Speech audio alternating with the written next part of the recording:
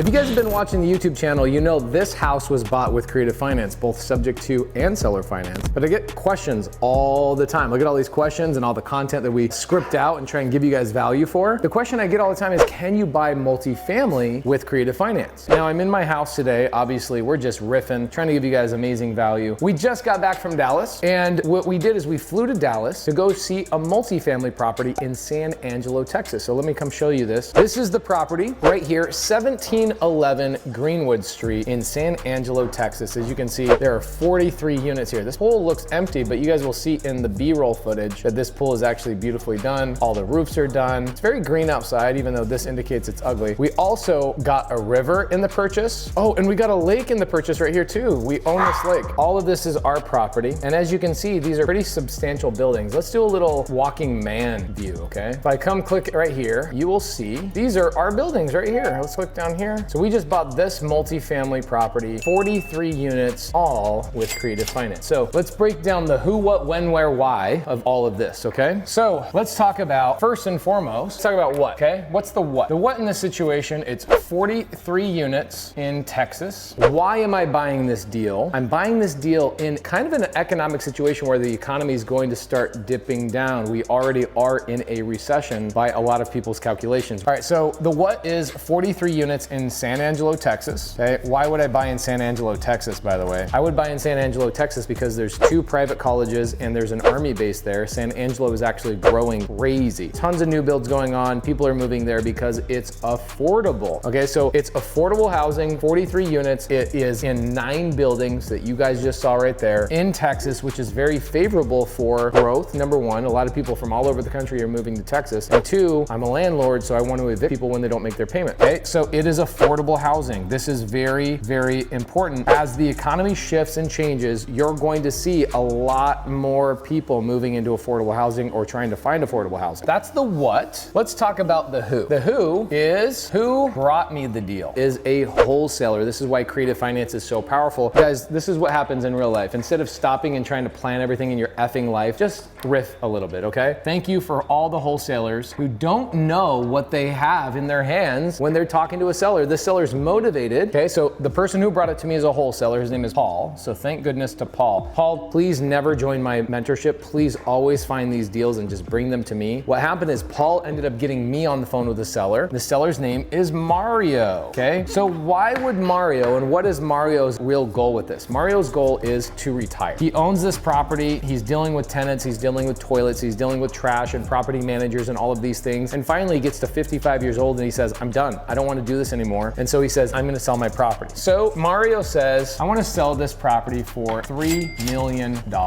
Now, if Mario sold this property right now for $3 million, he would not get it, okay? He would not get $3 million on this market. He would probably get somewhere around, this is a sign for approximately, just for people who didn't pay attention in math class, he'd probably get about 2.85 million. So when you get into the why scenario, which we'll get into in just a minute, he would have gotten 2.85 for this property cash, and then he would have had to pay probably about $300,000 in closing costs, commissions, surveys, broker fees, all that kind of stuff. And he would have walked away with about $2.5 million before taxes. And so he wanted to retire. He wanted to get his $3 million. This was a very, very important thing to him, was $3 million.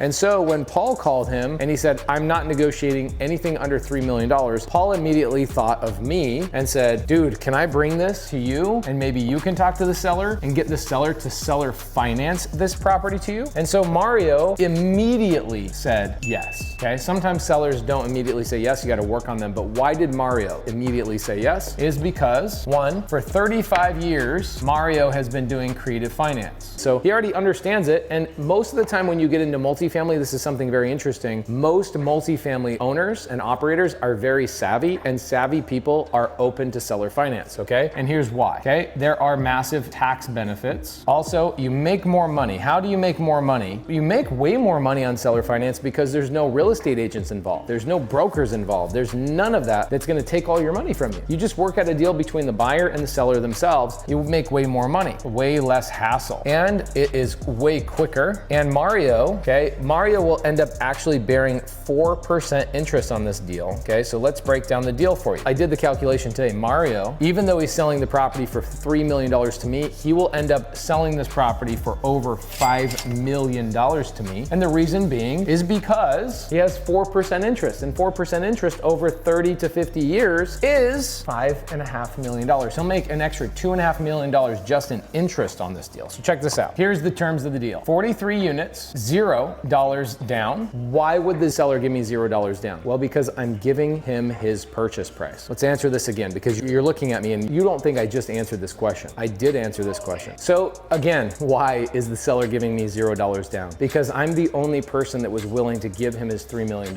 And he's going to make way more money selling to me than he would to a cash buyer going through a real estate agent. He's making more money. This is why he's willing to do it for $0 down. Have I said it 3 times? Did you hear it 3 times? Do you understand it 3 times? Or do I have to say it a 4th time? Because this will pop up all the time. Why was the seller willing to give you $0 down? Let me say it for the 4th time. Okay, hold on, let me calm myself down. For the 4th damn time, the seller's getting way more money. My gosh, you can't have your cake and eat it too. And so the seller will negotiate with you based on getting more money. They will give you better terms. More money for the seller, better terms for the buyer. Let me say that one more time. More money for the seller, better terms for the buyer. And that's where the $0 down comes from. So the seller is giving me a payment, roughly $11,000. Again, let me do the approximation thing for people that don't understand this. That means approximately, because it's like $11,000, 400 and something dollars. It doesn't matter. That's my payment. Okay, my payment on this deal for, by the way, 50 years. Again, somebody's gonna say, why is the seller willing to give you 50 years on this 43 unit deal? Because sellers aren't broke like you and me. I'm not broke, but in terms of really wealthy sellers that own 43 units and 100 units, this guy is in the process of selling another one of his 300 unit deals in Las Vegas, Nevada for $60 million with the same terms. A different buyer got that deal. I didn't get it. This is not a unicorn deal. This happens all the time. And the seller doesn't need the money today. You might, but the seller doesn't. You need to understand this about creative finance. Stop putting your brain in the seller's head. Stop making decisions or thinking the seller's gonna make decisions based on your experiences and your wallet. The sellers have way more money. They're trying to avoid capital gains. They're trying to avoid taxes. And so when they seller finance for a long term, guess what happens? This seller will 100% die one day. He will die one day, well before that 50 years is up. But where do those payments go? Those payments go to his children and his children's children. And that is the purpose of investing in real estate in the first place, is to have your legacy actually receive those payments. So for 50 years, this guy will receive $11,000 every month. For me, here's my income. The income on this property is $30,000 between the 43 units. Okay, the 43 units brings in $30,000 every month. Now, after property management, which I have on site, handyman services every single month, pool maintenance, landscape maintenance, little things all over the place, constantly repairing, fixing things up. This property, after the $11,000 payment to the seller, taxes, insurance, and CapEx is what we call it. It's called capital expenditures. This property will net me about $10,000 per month. So another person might ask the question of, Pace, why did you pay $3 million